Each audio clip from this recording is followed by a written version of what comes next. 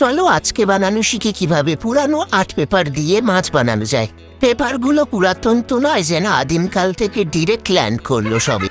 তো প্রথমেই আমাদেরকে একটা আর্ট পেপার নিয়ে নিতে হবে, কালো, লাল, নীল, হলুদ, আপনারা যে কোনো কালারের নিতে পারেন। তারপরেই নিয়ে নিতে হবে একটা কাঁচি। আমার কাছে এটা ছিল তাই এটাই নিলাম, আর সঙ্গে একটা সেট স্কোয়ার। এরপর সেট স্কোয়ার দিয়ে আর্ট পেপারটিকে 13x13 সেমি হিসাবে কেটে নিতে হবে।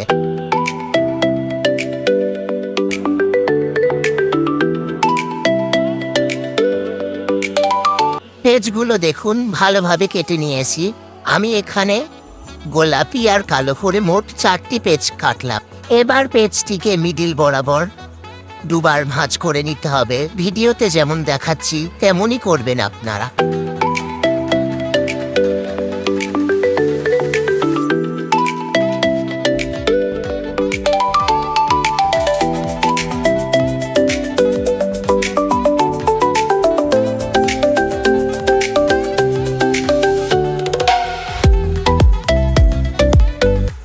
এবার পেপারটিকে আবারও মিডিল বরাবর ভাঁজ দিয়ে মাছের আকার দিয়ে দিতে হবে। দেখুন পুরো এবার মাছের মতো লাগছে দেখতে, যেন এখনই জল থেকে উঠে আসলো। এরপর মাছটিকে উল্টে পিছন দিক দিয়ে দুটো এরকম ভাঁজ দিয়ে দিতে হবে, যাতে দেখে মনে হয় ওই মাছেরই লেজায় এদিক ওদিক করছে।